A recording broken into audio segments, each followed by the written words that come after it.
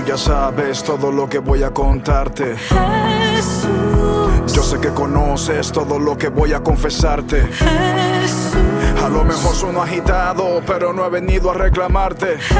Jesús. No tienes que responderme, simplemente necesito hablarte. Bueno, hermanos queridos, les invito a que abran sus Biblias en el libro de los Hechos de los Apóstoles, capítulo 5. Del versículo 12, hermano querido, vamos a... que es una reflexión de la palabra de Dios. Dice la palabra de Dios: y por la mano de los apóstoles se hacían muchas señales y prodigios en el pueblo, y estaban todos unánimes en el pórtico de Salomón. Todos unidos estaban, hermano. De los demás, ninguno se atrevía a juntarse con ellos, mas el pueblo los alababa grandemente. Y los que creían en el Señor aumentaban más, gran número así de hombres como de mujeres, tanto que sacaban a los enfermos a las calles y los ponían en las camas y lechos, para que al pasar Pedro, a lo menos su sombra cayese sobre alguno de ellos. Y aún de las ciudades vecinas muchos venían a Jerusalén trayendo enfermos y atormentados de espíritus inmundos, y todos eran sanados. Qué hermoso, hermano querido. Nosotros también, hermanos queridos, tenemos que prepararnos para esto. Yo les cuento una experiencia, también hace poco, ¿no? Que pasó hace como 5 jueves, 6. Me tocó orar con una hermana que vino también bastante cargada la hermana, ¿no? Y pudimos orar y el Señor la liberó, hermano querido. Tenemos que tomar las riendas, como se dice. Porque si vienen gente nueva, hermano querido, mucha gente nueva, ¿qué hacemos? Verso 17. Entonces, levantándose el sumo sacerdote y todos los que estaban con él, esto es, la secta de los saduceos, se llenaron de celos. Esta era una secta, hermano querido, esos saduceos. Eso era lo que le preguntaban a Jesús, ¿se acuerdan?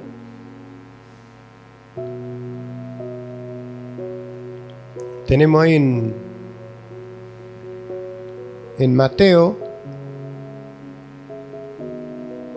Le invito a que busquen Mateo si quieren, hermano, ahí. Podemos ver acá de la pregunta que le hicieron a Jesús. Mateo 22.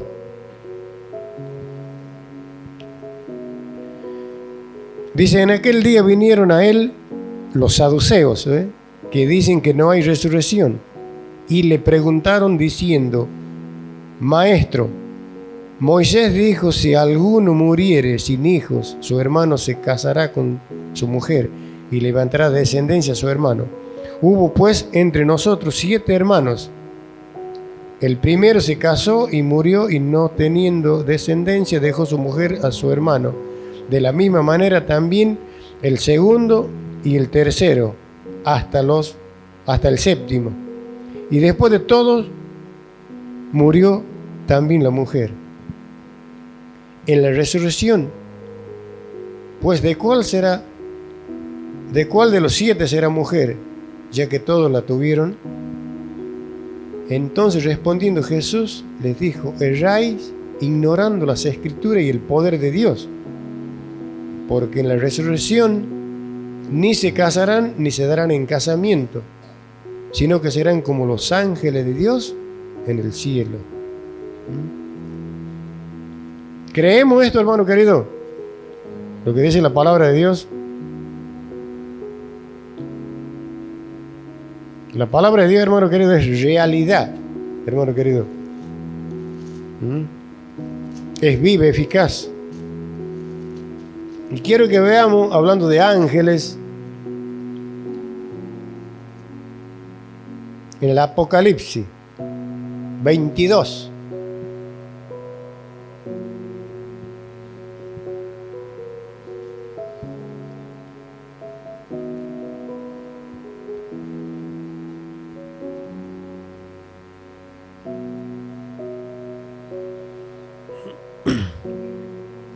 Vamos a ver el verso 8. Yo, Juan, soy el que oyó y vio estas cosas, y después que las hube oído y visto, me postré para adorar a los pies del ángel que me mostraba estas cosas.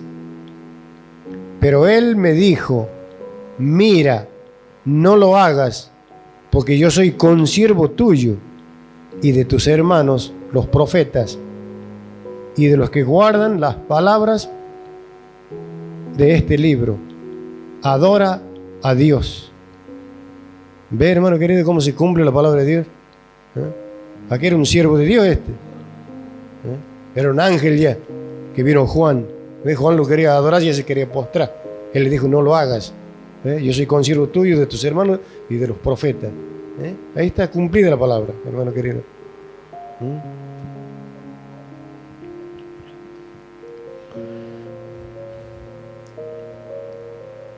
Sigamos, verso 18 de Hechos de los Apóstoles.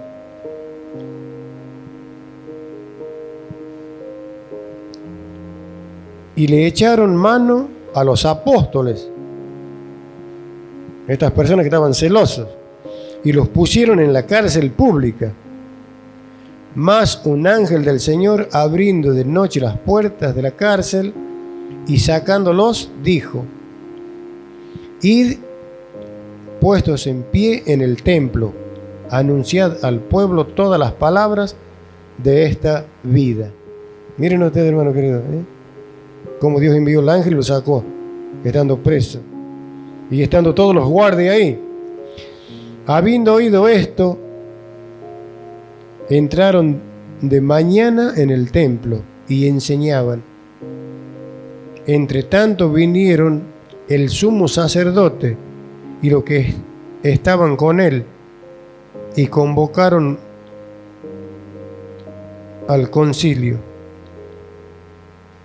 y a todos los ancianos de los hijos de Israel, y enviaron a la cárcel para que fuesen traídos.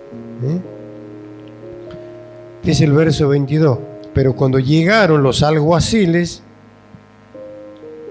no hallaron en la cárcel. Entonces volvieron y dieron aviso, diciendo: por cierto, la cárcel hemos hallado cerrada con toda seguridad, y los guardas afuera de pie ante las puertas, mas cuando abrimos, a nadie hallamos dentro. Mira lo que es Dios, hermano querido. Cuando oyeron estas palabras, el sumo sacerdote y el jefe de la guardia del templo y los principales sacerdotes dudaban en qué vendría a pasar aquello. Pero viniendo uno, les dio esta noticia: he aquí, los varones que pusiste en la cárcel están en el templo y enseñan al pueblo. Entonces fue el jefe de la guardia con los alguaciles y los trajeron sin violencia, porque temían ser apedreado por el pueblo. Claro, el pueblo estaba a favor de los apóstoles del Señor.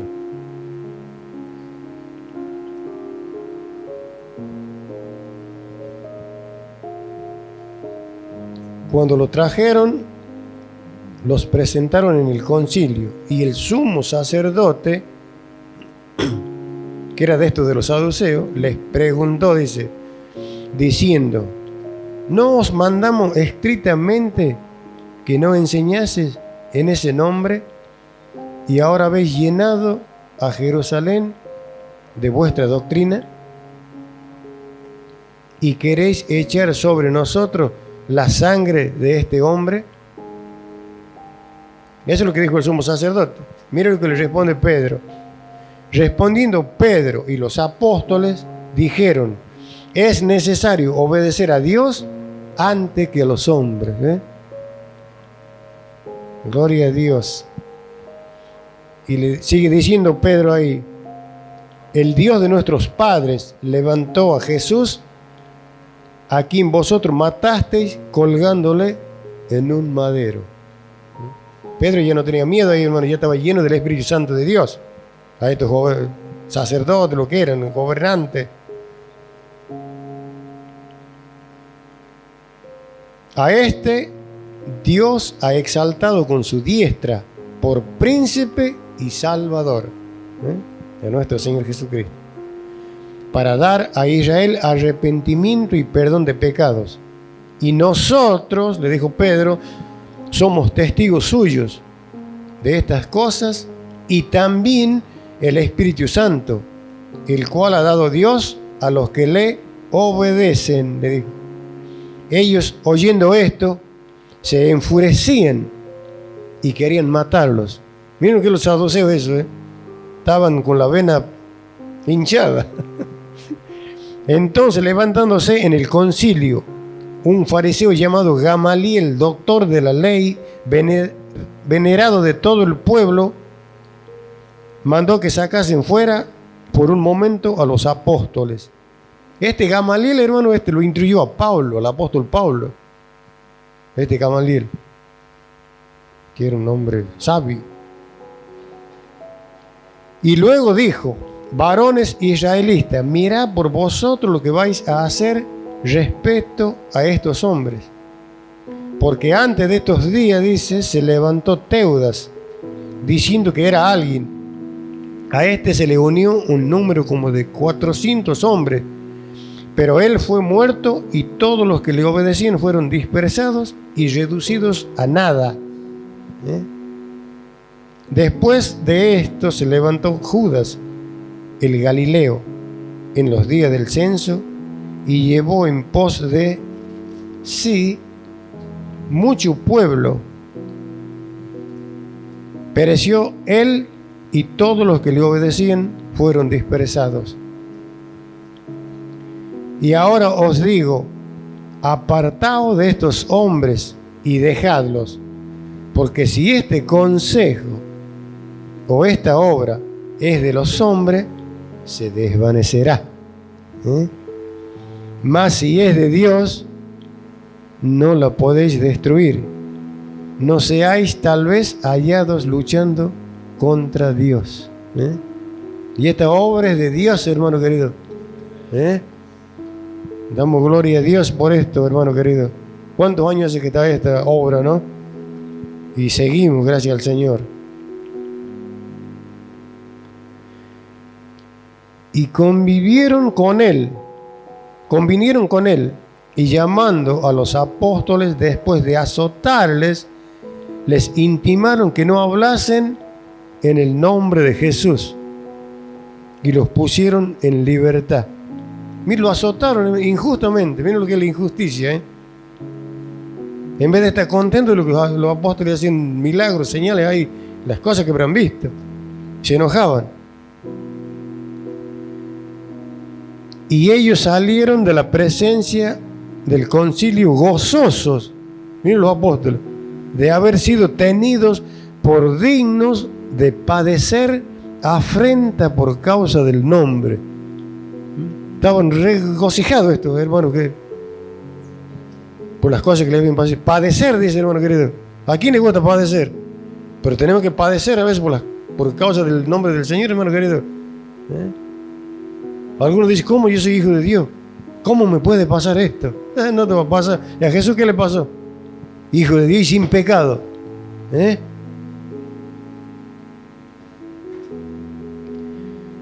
Dice: todos los días en el templo y por las casas no cesaban de enseñar y predicar a Jesucristo.